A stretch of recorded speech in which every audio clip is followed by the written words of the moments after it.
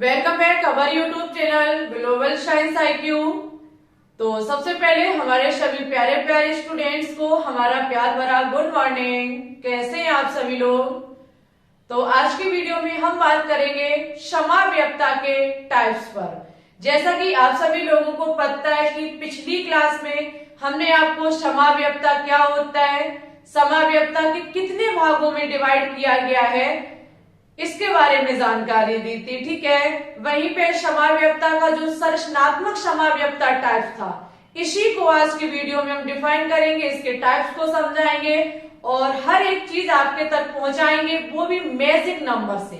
ठीक है, एक मैजिक ट्रिक हम आपके लिए लेकर के आए हैं, जिसके हिसाब से आप चुटकियों में सीख जाएंगे संरचनात्मक समाव्ययता के टाइप्स को। ओके, तो आज की वीडियो उन सभी स्टूडेंट्स के लिए बहुत ज्यादा इंपॉर्टेंट होने वाली है जो students CP-NET, VHU, RUHS, nursing, pharmacy, paramedical या फिर क्लास 11-12 की तैयारी करते या फिर किसी भी वनडे एग्जाम की तैयारी करते, ऑल कंपटीशन एग्जाम के लिए बहुत ही इंपॉर्टेंट टॉपिक आज का होने वाला है। डियर स्टूडेंट्स, अगर आपने समाव्ययता पढ़ रखा है बहुत अच्छी बात है, तो हम संरचनात्मक समाव्ययता पे बात करेंगे।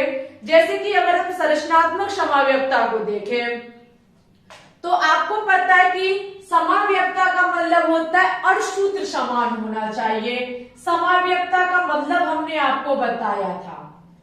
ठीक है, समाव्ययता का मतलब होता है कि अणुसूत्र समान होने चाहिए, लेकिन जो आपका गुणधर्म, भौतिक गुणधर्म और रासायनिक गुणधर्म होते हैं, वो कैसे होते हैं? अलग अलग होते हैं।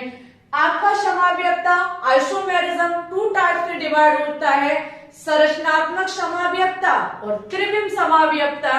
संरचनात्मक समाव्ययता का मतलब होता है जिसका अणुसूत्र तो समान है, लेकिन IUPAC नाम अलग होता है, या हम कहें संरचना अलग अलग होती है, उसको कहा जाता है संरचनात्मक आइसोमेरिज्म यानी कि समाव्ययता। मेन चीज है कि समाव्ययता यदि शब्द है तो अणुसूत्र समान होगा। ठीक है, मेरी बात को समझने का प्रयास करो कि समाव्ययता का मतलब ही है अणुसूत्र समान। तो समाव्ययता पढ़ने के लिए आपको सबसे पहले अणुसूत्र के बारे में पता होना चाहिए कि अणुसूत्र क्या होता है। तो आपको पता है कि जैसे कि कोई यौगिक दिया गया है तो उसमें हम देख ले कार्बन कितने, हाइड्रोजन कितने, अगर और कोई एलिमेंट दिया है तो उसकी कितनी संख्या है, इसी से हमारा अणुसूत्र बन के तैयार होता है। It's okay. तो चलिए ज्यादा समय नहीं लेंगे, डायरेक्ट हम अपने टॉपिक पे बात करेंगे। संरचनात्मक समाव्ययता का पहला टाइप है श्रृंखला समाव्ययता। तो सबसे पहले हम श्रृंखला समाव्ययता पे बात करेंगे, उससे पहले आप सभी लोग कॉपी पेन को उठा लीजिए। जैसे जैसे हम यहाँ चीजों को पढ़ाते चले, मेरे साथ कॉपी में नोट डाउन करते रहिएगा। ठीक है, इसी के साथ यदि आप हमारे चैनल पे न्यू हैं तो प्लीज चैनल को सब्सक्राइब भी कर लें। It's okay. चलिए, तो हम देखते हैं चेन्स आइसोमेरिज्म यानी कि श्रृंखला समाव्ययता। श्रृंखला समाव्ययता यानी कि chain isomerism, very important and most important. बड़ा ध्यान से समझना, हम आपको बहुत ही बारीकी से समझाएंगे। लिखा हुआ है, जब दो या दो से अधिक यौगिकों के अणुसूत्र समान होते हैं परंतु उनकी मुख्य श्रृंखला में उपस्थित कार्बन परमाणुओं की व्यवस्था भिन्न होती है। एक शब्द जो कि हम बार बार कह रहे हैं कि अणुसूत्र तो समान होगा, हम किसी भी समाव्ययता को उठा लें, अणुसूत्र तो समान ही होगा। जब तक दो यौगिकों के बीच अणुसूत्र समान नहीं है तो फिर वो समाव्ययता के एग्जाम्पल हो ही नहीं सकते। मेन चीज है कि जो दो हम यौगिक लेंगे उन यौगिकों का अणुसूत्र जो है वो समान होना चाहिए। दो यौगिकों के अणुसूत्र तो समान होते, लेकिन जो आपकी मुख्य चेन है, जो आपकी मुख्य श्रृंखला है या फिर मुख्य चेन जो है, उसमें कार्बन परमाणुओं की व्यवस्था भिन्न होती है।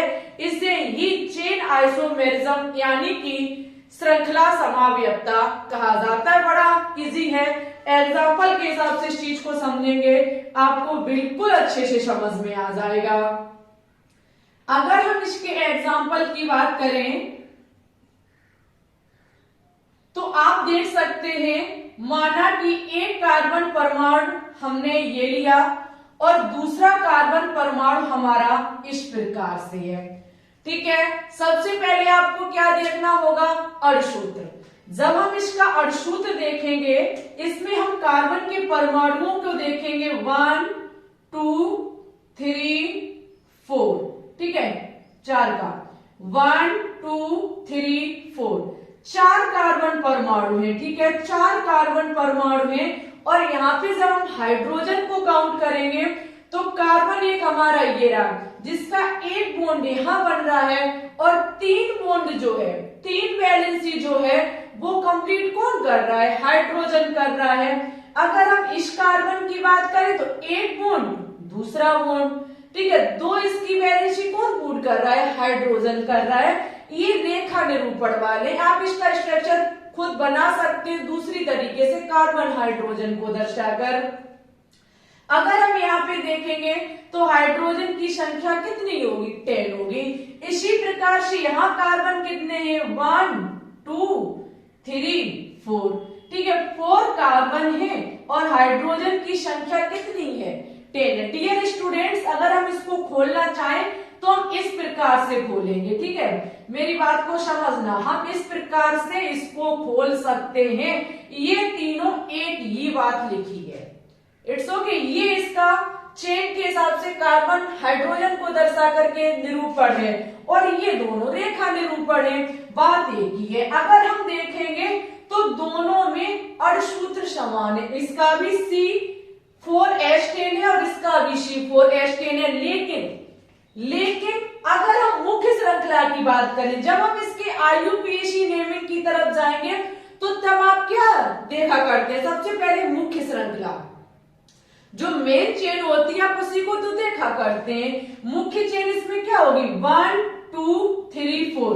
यहाँ पे जो मुख्य चेन है वो 4 कार्बन की होगी। ठीक है, 4 कार्बन की इसकी क्या है, मुख्य चेन। मुख्य श्रृंखला जो है वो हमारी 4 कार्बन की है। लेकिन अगर यहाँ पे हम देखेंगे तो 1 2 3 कितने की है, 3 की। फिर ये क्या हो जाएगा, ये प्रतिस्थापी समूह माना जाएगा। डियर स्टूडेंट्स, यहाँ पे जो मुख्य चेन है वो 3 कार्बन की है, यानी कि 3 कार्बन की है। और जबकि दोनों के अणुसूत्र को देखा जाए तो दोनों के अणुसूत्र समान है, लेकिन अंतर किस में आया है, तो मुख्य चेन में कार्बन के परमाणुओं की संख्या में। जब हमने 2 यौगिकों के बीच मुख्य चेन को देखा तो उसमें कार्बन परमाणुओं की संख्या अलग अलग निकल के आ गई। तो यही हमारा चेन आइसोमेरिज्म यानी कि श्रृंखला समाव्यक्ता होगा। एक एग्जांपल और देखेंगे और अच्छे से डिफाइन हो जाएगा। ठीक है, चीजें जब तक समझ में ना आए आप कमेंट छोड़ सकते हैं, हम दोबारा समझाने का प्रयास करेंगे। माना कि एक एग्जांपल और हम लेते हैं।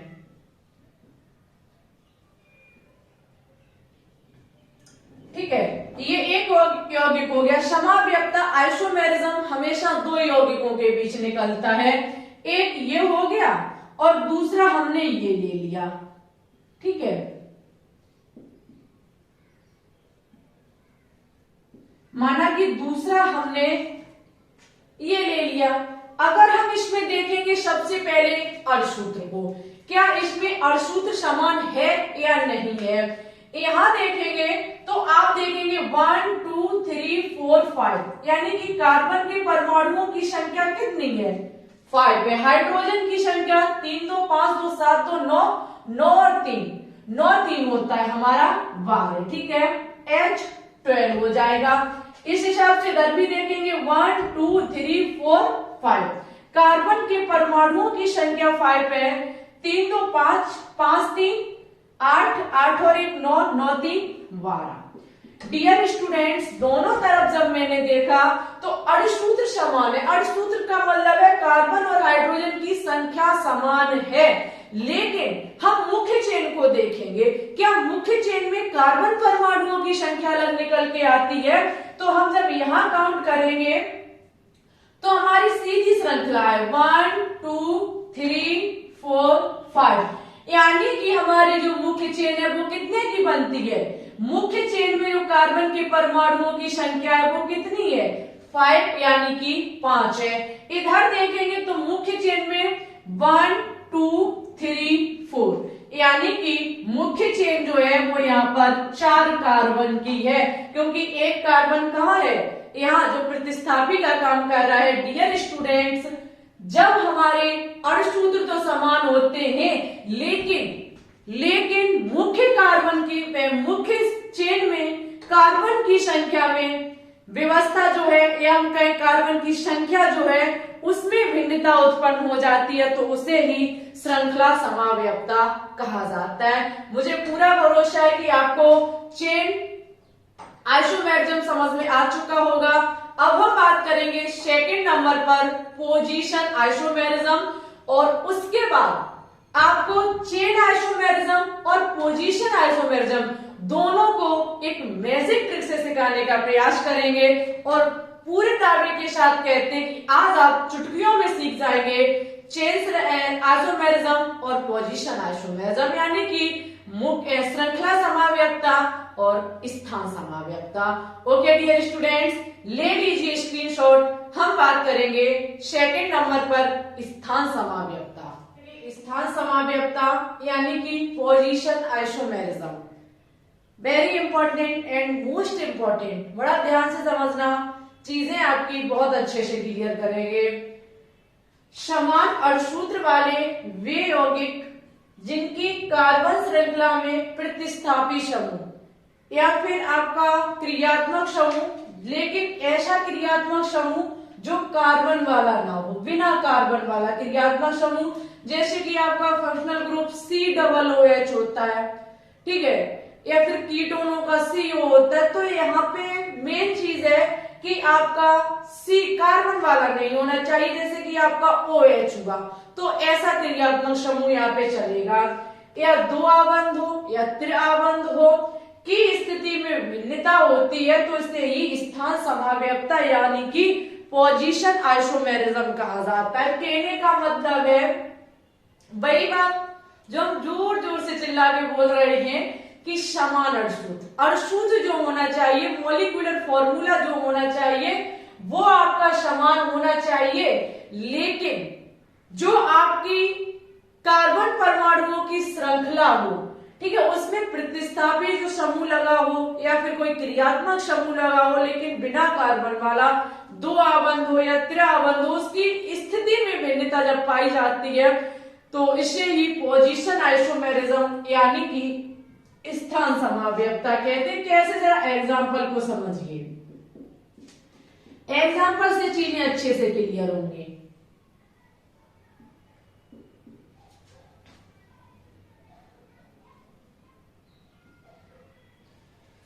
इसे देखिए आप लोग, यहाँ पे अगर आप देखेंगे,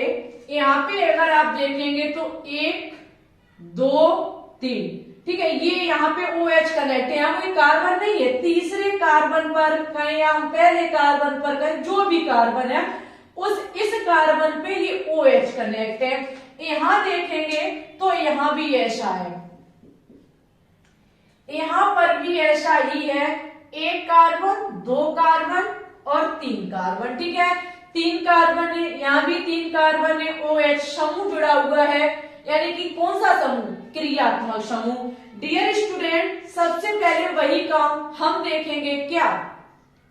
अणुसूत्र। क्या देखेंगे? अणुसूत्र। अगर हम यहाँ अणुसूत्र देखेंगे तो 1 2 3, ठीक है, 3 कार्बन है। कितने कार्बन है? 3 कार्बन है।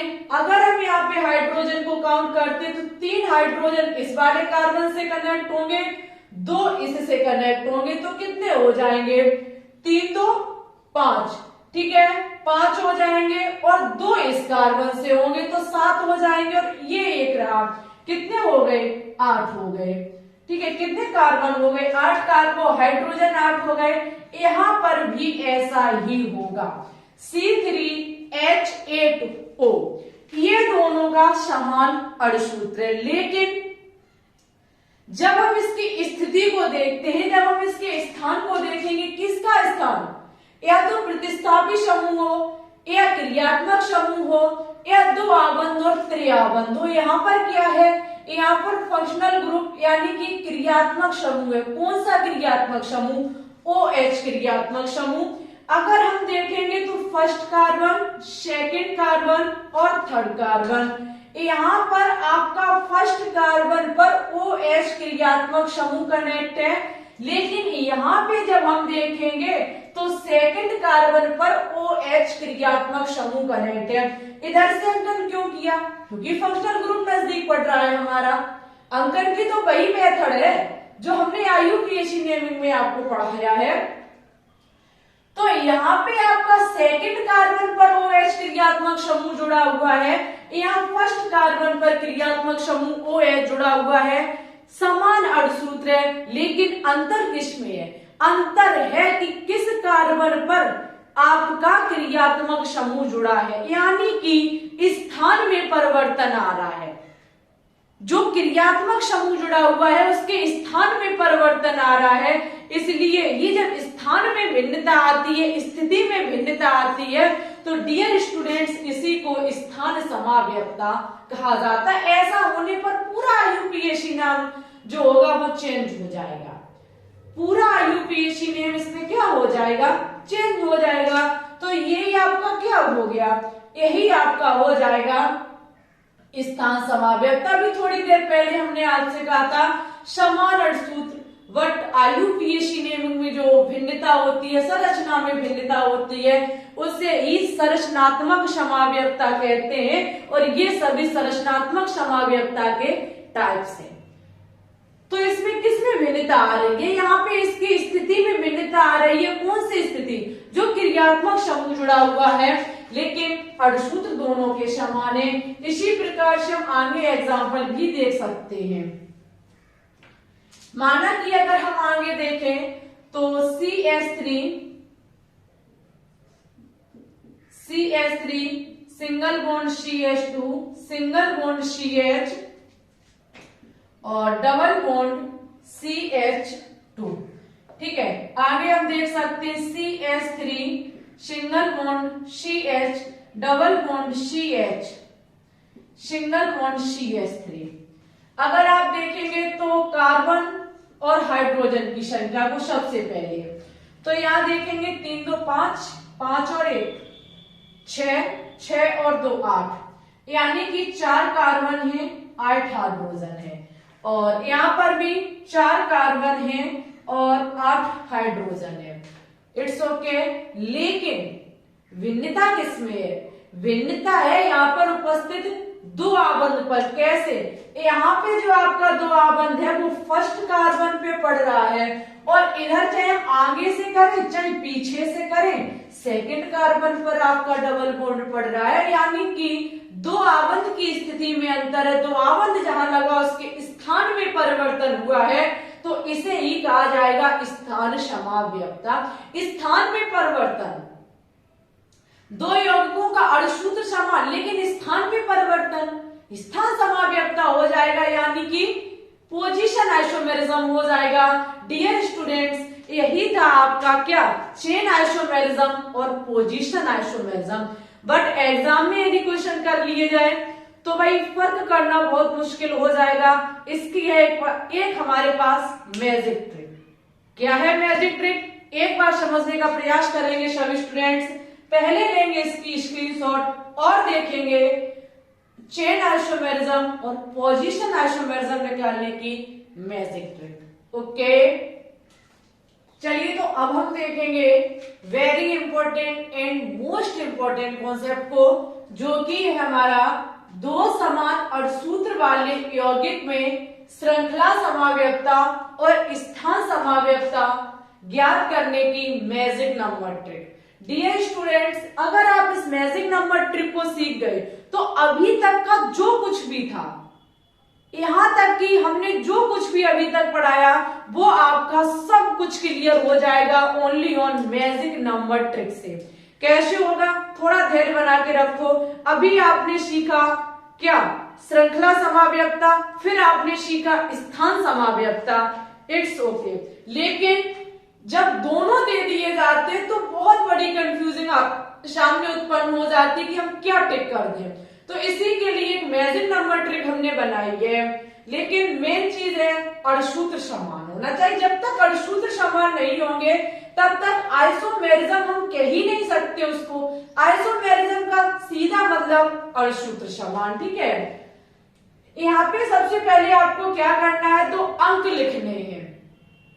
वो अंक हमने बता दिए x और y।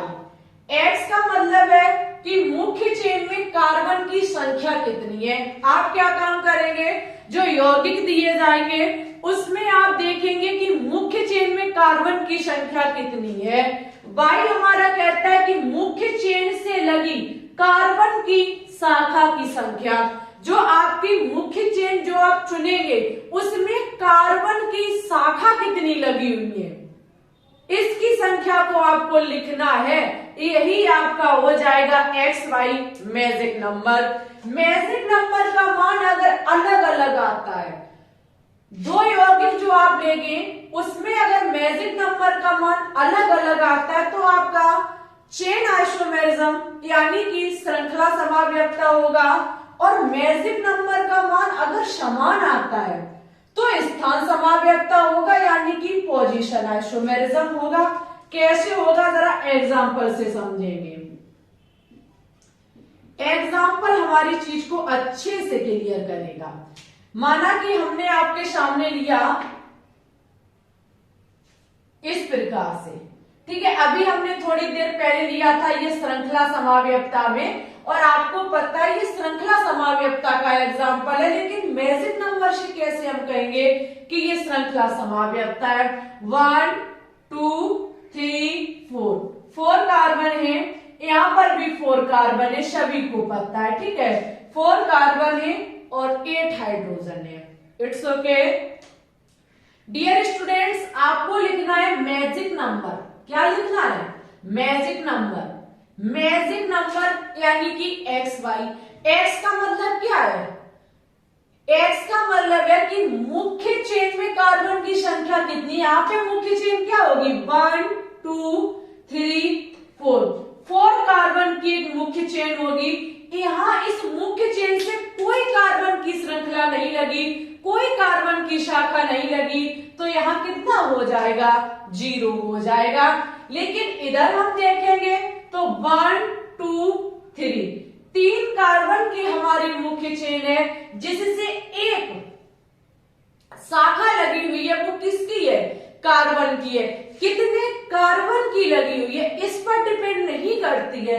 यहाँ कितने कार्बन की है मुझे इससे मतलब नहीं है, लेकिन मुख्य चेन से कार्बन की शाखाएं निकली कितनी है, बस ओनली और मुझे इसी से मतलब है। तो एक शाखा निकली है, तो यहाँ कितना हो जाएगा, XY का मान 31 और यहाँ कितना हो गया, 40। यहाँ पर मैजिक नंबर दोनों में अलग अलग है, लेकिन अड़सूत्र दोनों का समान है। तो यहाँ क्या हो जाएगा, श्रृंखला समावयवता। क्या हो जाएगा, श्रृंखला समावयवता। It's okay. कंफर्म करके बताइए आपको क्लियर हुआ या नहीं हुआ। चलिए नेक्स्ट एग्जांपल और लेते हैं, हम एक और एग्जांपल लेंगे। माना कि हमने आपके सामने लिया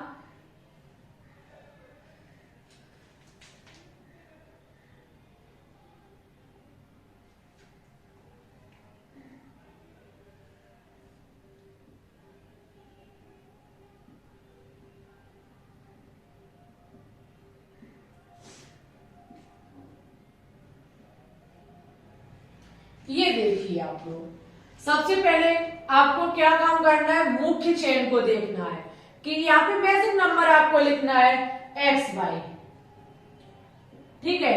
यहाँ पर भी आपको XY का मान लिखना है। जब XY का मान लिखेंगे तो मुख्य चेन कितने कार्बन की है, 1 2 3 4 5। मुख्य चेन है आपकी 5 कार्बन की, और इस मुख्य चेन से एक शाखा भी निकली हुई है, कितनी, 1। तो यहाँ Y का मान कितना हो जाएगा, 1 हो जाएगा। यहाँ देखेंगे 1 2 3 4 5। मुख्य चेन कितने कार्बन की है, 5 कार्बन की है, जिससे एक शाखा निकली हुई है। तो एक शाखा निकली तो बाई का मान 1 हो गया। यहाँ भी मैजिक नंबर 51 है और यहाँ भी मैजिक नंबर 51 है। जब मैजिक नंबर समान है तो कौन सा समाव्यक्ता होगा? स्थान समाव्यक्ता। कौन सा समाव्यक्ता होगा? स्थान समाव्यक्ता। Very important and most important. आप यहाँ कंफ्यूज भी हो सकते थे श्रृंखला समाव्यक्ता में। अगर हम वैसे बात करें तो वैसे भी हमारा ठीक होगा। क्यों ठीक होगा? क्योंकि मुख्य चेन कितने की है? यहाँ पे 5 की, वहां भी कितने की है? 5 की। कार्बन की श्रृंखला मुख्य चेन में कोई परिवर्तन नहीं आ रहा है तो ये श्रृंखला समाव्यक्ता होगा ही नहीं। अंतर किसमें आ रहा है? यहाँ सेकंड नंबर पे आपका लगा हुआ है प्रतिस्थापी समूह और यहाँ थर्ड कार्बन पर लगा हुआ है, यानी कि प्रतिस्थापी समूह की स्थिति में परिवर्तन आ रहा है, स्थान में परिवर्तन आ रहा है, तो ये स्थान समाव्यक्ता हो जाएगा। ओके डियर स्टूडेंट्स, अन्यथा आप मैजिक नंबर से और अच्छे से कंफर्म कर सकते हैं कि ये स्थान समाव्यक्ता है या फिर श्रृंखला समाव्यक्ता। एक एग्जांपल और देखिए,